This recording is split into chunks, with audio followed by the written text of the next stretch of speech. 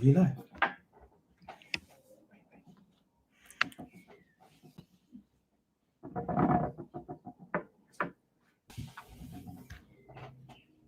Okay.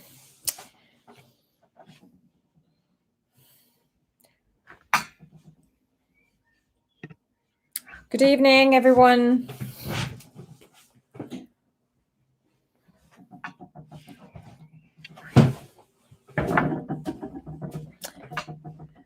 We'll wait for more people to join us. We are 5 minutes ahead of time, so I'd ask you to join and share, as well as invite your families and friends or anybody who has questions to join us. So we'll give them 5 minutes to join, and we'll start our questions and answers shortly. But if you want, in the meantime, what you could do is type in your questions, because I can see them. And I'll start answering them shortly.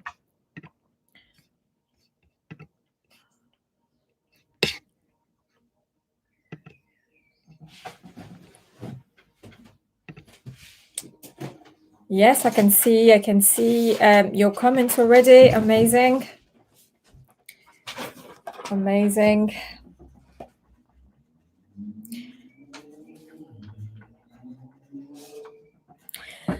So, good evening, everyone. Thank you for joining me today for this live. It's amazing that I'm able to speak to all of you. Normally, it's only a one-way traffic where you hear what I have to say.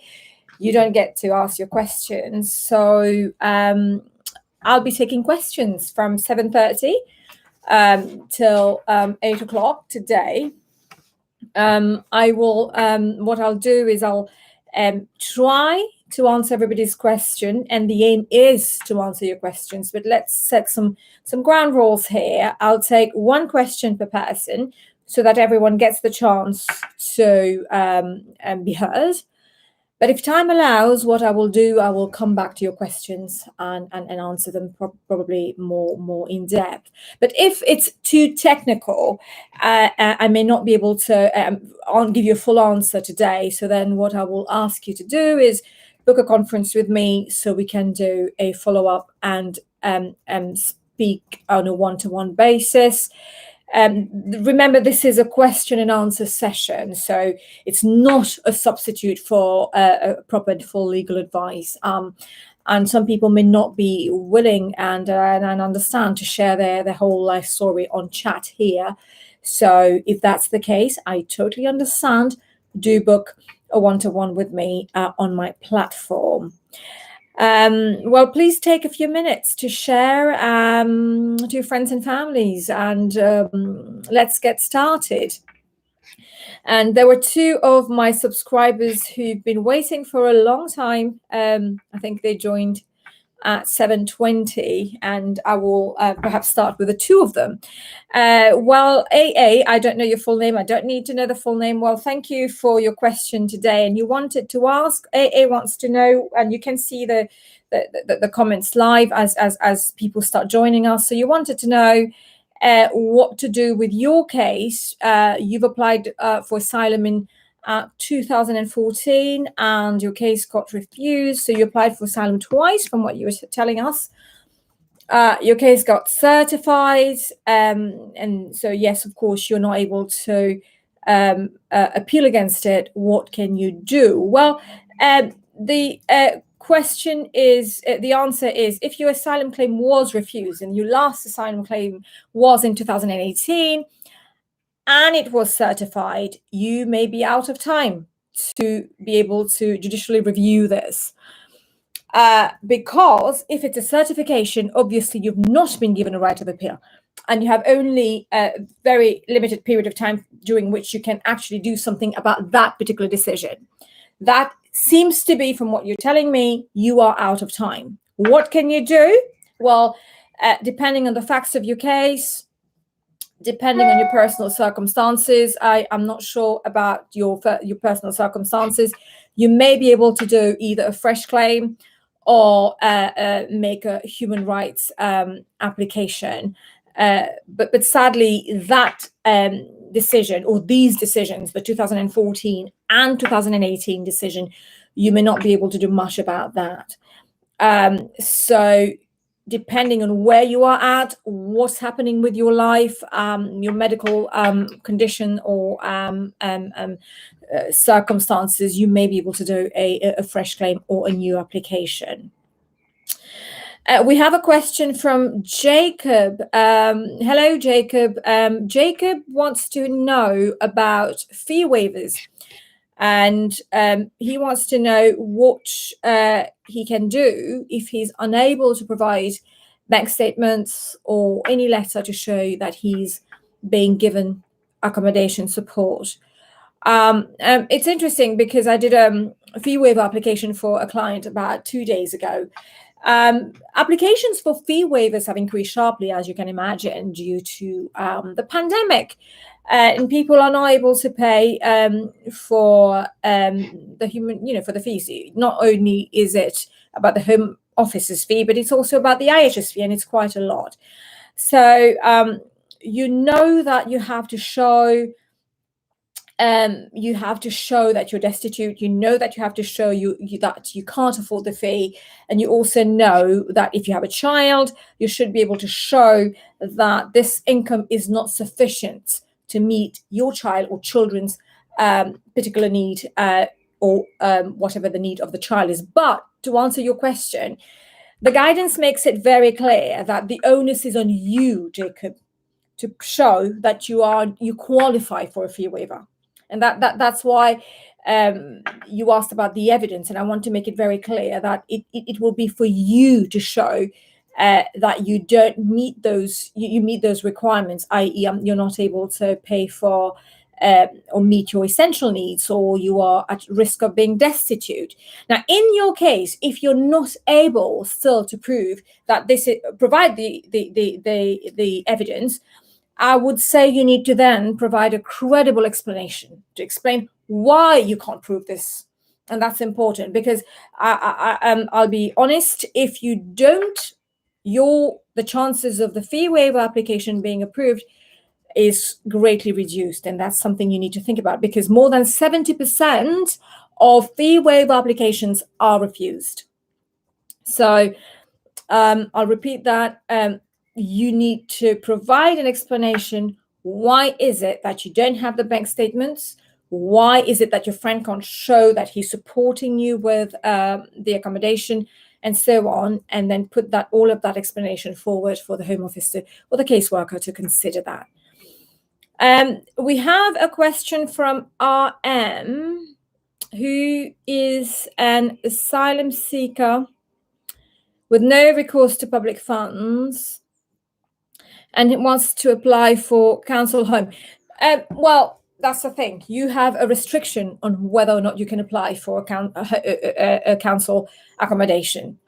It is the public funds restriction, which means anything that falls under public funds, i.e., accommodation provided by the council, benefits, tax, child tax credit, and so on and so forth, you will not be able to apply for that. The only way to deal with this, RM, is actually for you to ask for this to be lifted. You will need to make an application to the Home Office to have the access to public funds lifted in order for you to be able to get access to accommodation. There is a way of doing it. You'll probably need the help of that's the thing, and I say this, and I'm sure all my subscribers and those of you who are here will agree with me. The Home Office does not make it very clear how do you go about doing it, but you can do so. There was, during the pandemic, I think the Home Office did publish a few or made a few concessions specifically about people, not just asylum seeker, but anybody struggling who would, in certain circumstances, be able to apply for the restriction to public funds to be lifted. So it's worth you speaking to a lawyer and have that lifted, especially if you're about to become destitute and you've got no other place to go and live. So we have another question here. Migrant friend married to a British national, I take it, and had his extension application refused as, it was the wrong application form. Now, will it make it harder for him to reapply and get approval? The Home Office told him to go back. Not surprised there. Now, if your friend had a proper law, I'm not sure why the wrong application form was used. So this is something you need to think about and go back to your law. Was it an application that was made by himself, making an application by yourself, so you got the form wrong and it was refused? Or was it a lawyer or a legal representative that filled in the wrong form? The reason for that is quite important. If you've been put in that position as a result of your, the actions or the advice of your legal representative, this is something that you can pursue. And this is something that can become relevant for you when you're making the application again. The court will have to take that into account. But that being said, normally we don't get situations like this, because normally you would engage with the Home Office to say, this is the application in your cover letter, and I'm not sure that this is the correct form. If it is the wrong form, can you please let me know, so I will be able to rectify, fill in the new form, and pay the new application fee. Normally, the Home Office, in my experience, have not been difficult. They normally engage with people, they engage with the lawyer, the barrister, and give you about 10 days. What they do is write to you and say, this is the wrong form. You have 10 days. Please fill in the right form, and and pay the fee, and we will then consider your application. This is very important, because if you don't do it, you will become an overstayer.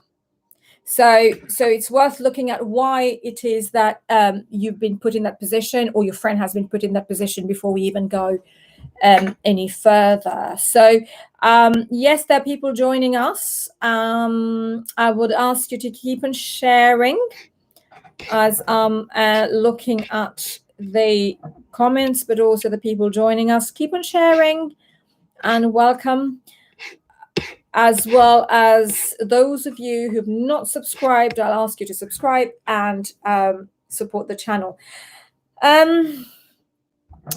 We have Mr. Saka who wants to know if someone is here for about 16 years and then apply for leave to remain and gets a refusal, how long for the applicant before removal? Right. So I'm not sure whether that person has been served with a removal notice. So this is the thing, and I'll be honest with you. This is what the Home Office says. You've been refused. Let us know whether you want to go by yourself, or let us know whether you are going to make a new application.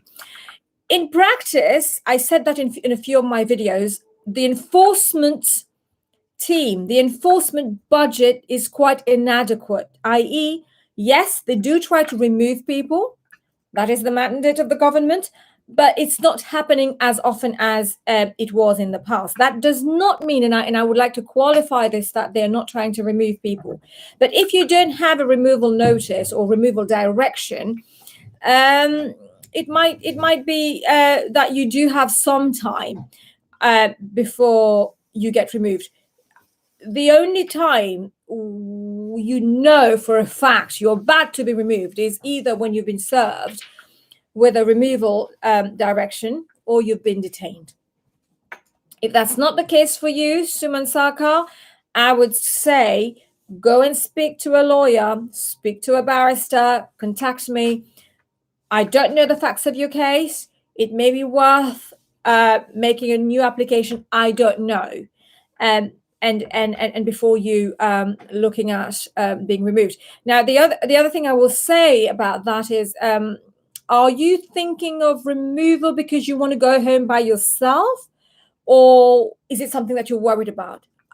So it's important, because it will make a difference if you're planning to come back again in the United Kingdom.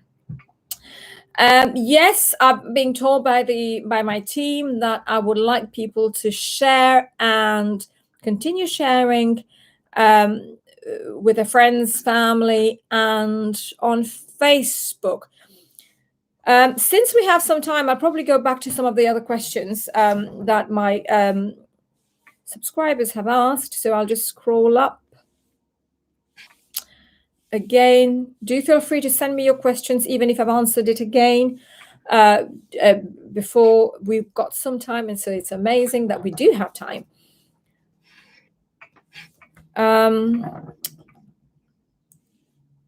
Yes. Jan wants to know, Jan has an ongoing application, asylum application with work permit. Sol, I will take it that's work permit solicitors. I now have work in this category. I'm not, you haven't, so if you could just clarify without giving too much personal information about yourself. You have an ongoing asylum claim, but you have the right to work, or is it that you, is that a work permit that you have? I'll try to answer both, just to make it easy for you. Let's try to answer both. If you have an asylum claim, ongoing claim, but you have, for some reason, okay, you are right. Fine. Okay, so you are on the shortage. Right. What happens next? So you will wait for your asylum application to be considered. I don't know what stage it is at. Say, for example, it is with the Home Office, they're looking into it, or is it at the appeal stage where you're waiting for an appeal to be heard? It depends where it is. What you need to do, you don't need to do anything. You just wait for it to be considered, whether it's the appeal or the Home Office. Be aware, the only thing I will say is be aware of delays. I know there is the pandemic. I know the Home Office is saying, well, right now it's quite difficult to deal with all of that. It's been dampened and it's quite difficult to deal with all the cases. But if it's been more than 2 years, 3 years, and you're waiting for an asylum claim, this is something you want to look into, because there's case law that says the delay should normally count in favor of the person who made the application. Something you want to think about. In the meantime, if you're allowed to work, Jan, keep on working. That's all I'll say. Akos, so I'm terribly sorry if I'm not pronouncing your name properly. Akos, a person, thank you for your questions. So what do we have here? A person submitted an appeal to the court. Yep. Oh, there's been no response. On checking, there's no evidence. Right. Again, is it something that you did? Is it an appeal that you submitted? You lodged the appeal? Or is it your solicitor or barrister? Because really, my concern right now, and this is where my alarm go, I'm really concerned whether if it's you, there might be something you can do about it, because the court, they are perhaps more inclined to accept excuses from people, from applicants, because obviously they're not supposed to know the law. But if it is a solicitor has done that, or legal representative, you may have lost your right to an appeal. This is not the end, though. I wouldn't worry, because there was a similar case that we dealt with. Not my case. Client came to me. The client was under the impression that her appeal was pending with the upper tribunal. When we checked, there was absolutely nothing.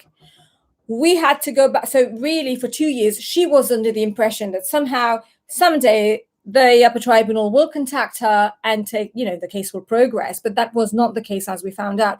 We had to write to the court, had the case reopened again, provide the explanation. It had to be heard, but we were successful. So it is worth looking at. Why is it that you are telling me that the court does not have an evidence of your appeal being lodged? So this was after your asylum application, and you were given the right to appeal. Yes, that makes sense, but you would have had 14 days to do so. So I'm a bit concerned as to why it's not been done. That's the first thing I'd say. If you have solicitors, legal representative, go back to them to find out, number 2. And 3, if the court has told you on the phone or in writing We don't have anything pending for you. Act as quickly as possible. It's not the end, but you must act quickly. Okay. Dill, so how can we, okay, register with GP. No, you don't need any of that, Dill. You don't need to worry whether you're an overstay or not. In one of my videos, I covered this. I am aware, because I did the course myself. I called a few GPs in the area, that different GPs have different sort of policy in place, but the law says it very clearly. They don't need an address, although it would be good if you have an address. You don't need an NHS number. All you need is your name and your date of birth, and they cannot refuse to register you. This is important, and certainly not visa. No, you don't need a visa to be registered with a GP. So if any GP is actually asking you for a right to be in the United Kingdom before, as a precondition to register you, this is unlawful. Now, it may well be that, for argument's sake, you require surgery, or you require to give birth. The NHS is well within their rights to ask you to pay for those services. But registering with a GP, you can do so. You can do so tomorrow. And it's been 3 years. What can be done? No, you don't need any of that. You don't need a visa. Like I said, all you need to do is call them and tell them, I'd like to register with you today. And I'd also like, if that's something you want to do, to register for my vaccine, for example. They should ask you for your date of birth, your name, your address, only because they need to write letters and so on and so forth. And that's it. Right to be in the United Kingdom is not a pre-requirement to be registered with a GP. I'll take a 30 seconds break, I'm being told. Yes, please continue to share. I will come to you, Jacob, in a second. I can see your question. Thank you. Thank you. And thank you so much. But whilst I'm taking the 30 seconds break, thank you so much. It's really amazing to be able to talk to you. I can't see you, but I like this. It's more personal. I'm able to answer your questions and find out a little bit more about you. And I think that's important. Yes, so we have going back to the question, just for those of you who've joined me recently, Jacob asked a question about fee waivers. He wants to know what he should do if he's unable to prove that he's destitute, can't afford the fee, or at risk of becoming destitute. So because that's the test. 3 tests. There's a fourth one if children are involved and your income is not sufficient to meet a child or children's need. That's the 4th requirement. So that was the question of Jacob. But now what he wants to know is, the undocumented migrants, are they required to provide documentation on fee waivers because accommodation support is the only issue? Now, this is the thing, Jacob. I've not seen the documents that you have.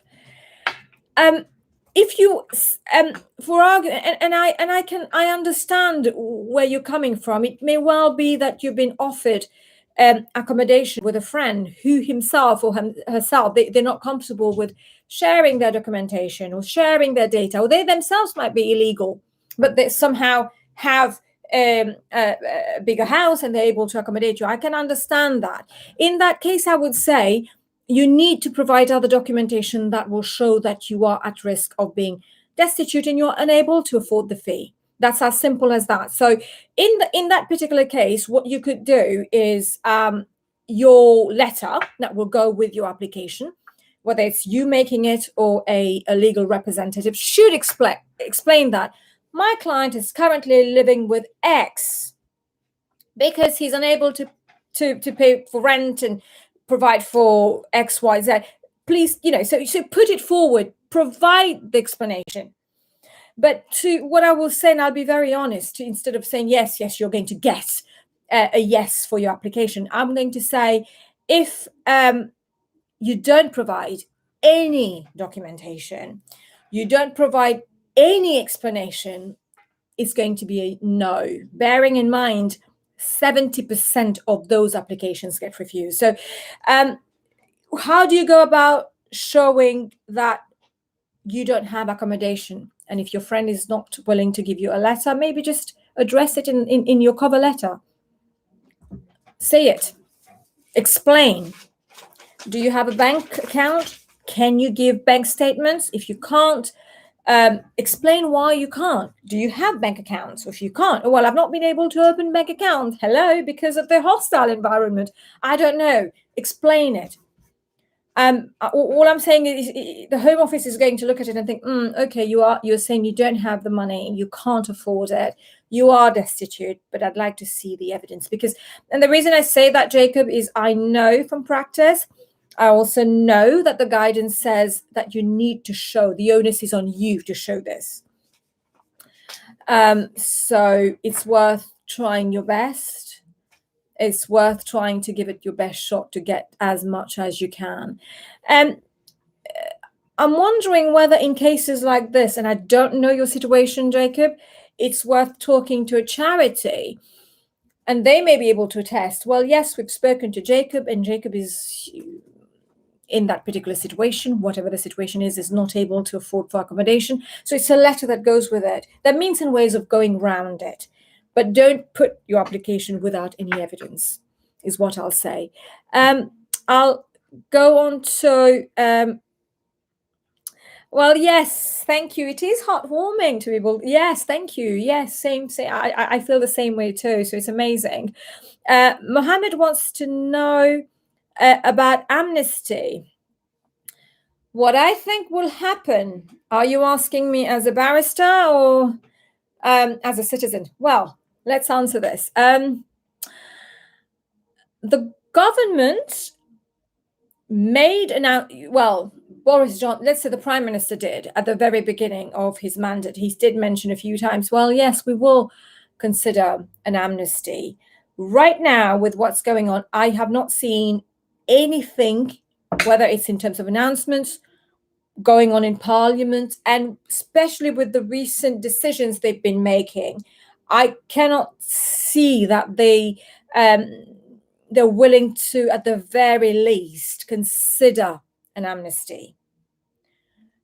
Which is why I said in one of my other videos what they could do if they're finding it so difficult to offer an amnesty to all these migrants who are here, all these people. And I don't really like the word migrants. So I'm going to make that very clear. The only reason I say this is because I use the word migrant sometimes is because that's, but I don't like, so the reason people are here and they're not willing to give them an amnesty, well, we can change the rules to make to live with the fact that we've got these people who live in this country, who don't have documents, who have been part of this country, who've integrated, they've got families here.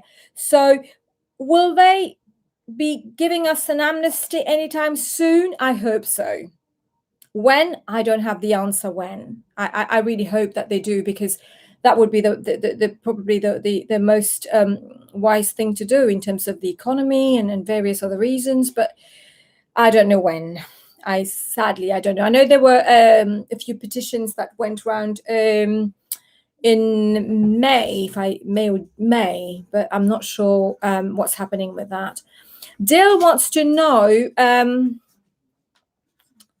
they asked you for your real address. No, don't be scared to give them your address. Right, I know what I said in my videos. They are sharing information. That's a fact. You need to register to your if you need health and you need medical attention, yes, go ahead, register. But at the same time, when you're registering, do tell the person or put it in writing to say, I will ask you not to share this information with any organization outside the NHS. Just make it very clear. You are worried that you'll give your real address and the Home Office might turn up. Not likely that this will happen. I don't know whether you have something pending. I don't know whether you have you've made a claim. I don't know. But if you need medical help, do so. Register with your GP, but do tell them, I do not give you permission to share this information with anybody else or any other organization. Put it in writing. Knowing, okay, Jacob, okay, that makes sense. Absolutely. You're not allowed to work. You don't have an income. And I don't want to be asking personal questions here, but something to think about. Do you have an account to show? Did you have a bank account in the past to show that you don't have any income? Or do you not have a bank account? Something I would like you to think about. So let's say you have a bank account and it has no income in there. That's it. Just show this. You don't need to show income. That's the point. The recent case on fee waiver, there were a few cases, in fact. It makes it very clear that, yes, the threshold is quite high, but even if you don't meet that threshold, but you can show you're not able to afford it with evidence. It doesn't have to be bank statements if you don't have that. It doesn't have to be letters from the council if you don't have that.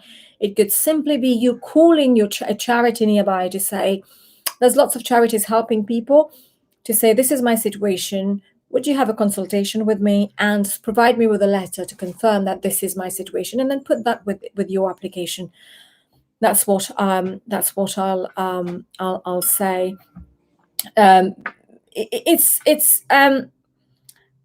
It's tricky. I'll give you an example whilst we've got some time. There was a lady. So she did her own fee waiver application. That was prior to her instructing me. But she was waiting. Her leave was about to expire. What she did, she decided to come and see me, and she didn't want to wait anymore. Whatever the situation might be, decided she does not want to wait anymore. So made the application. We put the application forward. She paid for the fee, got money from friends and families. It was quite, it's difficult. So that was in November. I received, the application was successful. I'm still waiting for a decision on the fee waiver. So just to give you an example, how things can be. So if you're not able to find the fee to pay for the NHS, the IHS fee, or the Home Office, yes, do make the application, but do it very carefully. Move on to the next question. Okay. Yes, Saka, I don't know the full facts of your case. Let me just go back on your question to see what was 16. Yeah, so I don't know whether you've received a removal direction. It may well be that, depending on the facts of your case, you may be able to do a new application. Usually, what is the outcome usually claimant get? Is there any charges? So I'll go back to your previous question, RM, because yes. So you wanted to know about an asylum seeker, and you don't have access to public funds. So now I'm going to go back on that, and to make the application itself with the Home Office is free. The application to have the public funds, no access, no recourse to public funds lifted, it's free. You may have to pay a lawyer to do the application, but the application itself is free. Now, what is the outcome? I've done a few, and I've not had any refusals so far. But I'll be we had single parents, moms, dads. We've had victims of domestic violence applications that we've done, and we've asked that the Home Office lifts the no recourse to public fund, and they have been successful so far. Ram Sharma, hello Ram, lovely to see you here. I hope things went well with you the other day. Jacob, well, thank you again. AA, I hope the Amnesty, yes, I do hope so too. Amnesty, I hope so too. It only makes sense. I can't say it enough. It only makes sense. You allow people to start working lawfully. How do you, I mean, but we don't know when this is going to happen. Shakatali, well, okay, so if the Home Office applied discretion, yeah, in favor of the applicant in his fresh application after refusal of the first application, 2 applications, is that person entitled? Well, long residence, if depending on the letters that you have in front of you, you will know whether there's been a break in your 10 years. Shakatali, you will know that. And the way you will know that is if you're saying the Home Office applied discretion, I'm taking it that the Home Office was happy to overlook the period of overstaying. I'm just assuming here from what you're telling me. If that's the case, and you've from that time been applying in time and there's been no break and your 3C continued for 10 years, then you may be entitled, yes. So, but I'm not sure after refusal of the first. And so from what you're telling me, there's been, if he completes his 10 years, has a gap, but has been granted, well, that's the thing. So if the Home Office has been, there's a few cases on that, and I'm sure you'd be aware. I think there was a case, recent one is the case of Asif, and then we have, forget about Hawk, I'm talking of Asif, I'm talking of the case of Wasim, let me check, yes, the case of Wasim as well, yes, so they deal with the 10 years. If the Home Office was happy to overlook your period of overstaying, especially if you're talking of a point-based system, then absolutely you should consider your 10 years. Again, like I said, I don't have the papers in front of me, so don't go and make an application. And if it gets refused, you're saying, well, Carisha told me to. But from what you're telling me, there's been a gap. The Home Office was happy to overlook this. And you've been since then lawfully in the United Kingdom for 10 years. That would, on the face of it, entitle you to make the application.